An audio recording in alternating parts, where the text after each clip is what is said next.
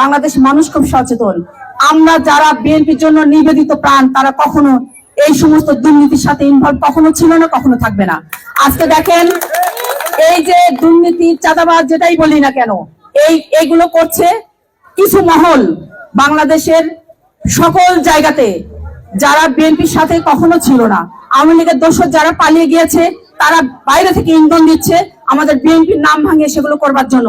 এবং আমরা পেপার পত্রিকা খুললে কিন্তু দেখি প্রথমেই বলে যে বিএনপি অমুক নেতা অমুক কর্মী এই চাঁদাবাজি করেছে, এই জবরদখল করেছে, দোকান দখল করেছে, বাড়ি দখল করেছে। আসলে কিন্তু তা না।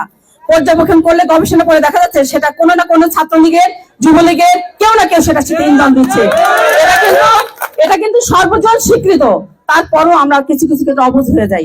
আসলে সামনে একটি সুষ্ঠু নির্বাচনের মাধ্যমে গণতান্ত্রিক সরকার প্রতিষ্ঠিত হলেই আমি মনে করি এই সকল দুর্নীতি, সকল চাঁদাবাজির নামে যারা মানে বাংলাদেশকে গ্রাস করার চেষ্টা করছে, এই সরকারের কাছে যে আমাদের দাবি একটি সুষ্ঠু ভোটের নির্বাচন, তাদের এই সরকারকেও তারা হেয় প্রতিপন্ন করার চেষ্টা করছে বিভিন্ন ভাবে, বিভিন্ন মহল থেকে।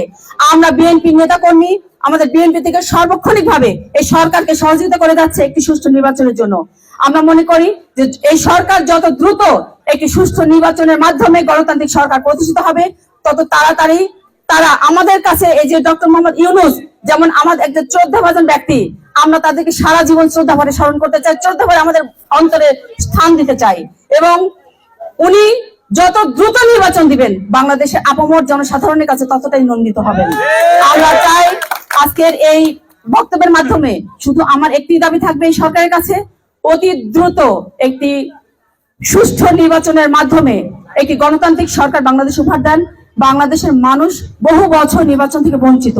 বাংলাদেশের মানুষ যখন নির্বাচনে, আমরা যখন ভোট দিতে যাই, উৎসব মুখর একটা পরিবেশ তৈরি হয়, আমরা সেই উৎসব থেকে কিন্তু বহু বছর বঞ্চিত।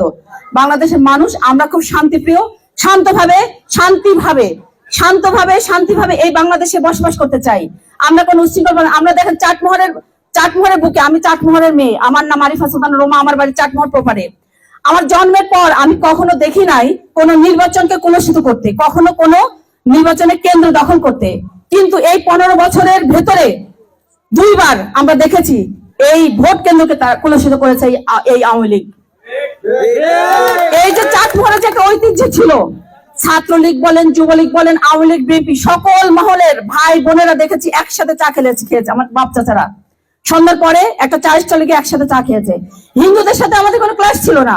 ছোটবেলা থেকে আমরা হিন্দুদেরকে ওই কাকা বলে ডাকি, ভাইয়ের বন্ধু তাকে দাদা বলে ডাকি, বাবার বন্ধু কাকা বলে ডাকি। এটা কিন্তু আমাদের রেওয়াজ। আমাদের হিন্দুদের সাথে মানে তাদের সাথেও আমাদের কোনো দ্বন্দ্ব ছিল না।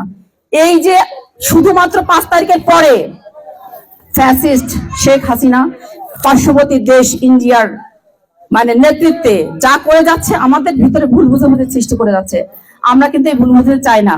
এবং অতি সত্বর যত দ্রুত একটি নির্বাচন হবে, তত তাড়াতাড়ি আমরা মুক্ত হব। এবং চাটমোহরের বুকে কখনো যেন আর ওই কলুষিত নির্বাচন, কখনো ভোট দখলের নির্বাচন, ভোট বাক্স দখলের নির্বাচন যেন আর কখনো না হয়, আমরা সেটি প্রত্যাশা করি। এবং আমরা সর্বক্ষেত্রে সকলে একসাথে মিলে ঐক্যবদ্ধভাবে সামনে একটি সুষ্ঠু নির্বাচনের জন্য আমরা সকলে প্রস্তুত আছি। এবং ঐক্যবদ্ধভাবে আমরা সেই নির্বাচন পর্যন্ত একসাথে হাতে হাত মিলিয়ে চলতে চাই, থাকতে চাই। এটি আমার প্রত্যাশা। সকলে ভালো থাকবেন। অসংখ্য ধন্যবাদ। আজকের এই মিডিয়াকে ধন্যবাদ জানাচ্ছি যে আজকে কষ্ট করে এখানে আসছেন মিডিয়া কভারেজ দেওয়ার জন্য। সকলকে অসংখ্য ধন্যবাদ। আল্লাহ হাফেজ। বাংলাদেশ জিন্দাবাদ। দেশ নেত্রী বেগম খালেদা জিয়া জিন্দাবাদ। আমাদের তারুণ্যের অহংকার তারেক রহমান জিন্দাবাদ। আমাদের প্রিয় নেতা শহীদ রাষ্ট্রপতি জিয়াউর রহমান অমর হোক, অমর হোক, অমর হোক।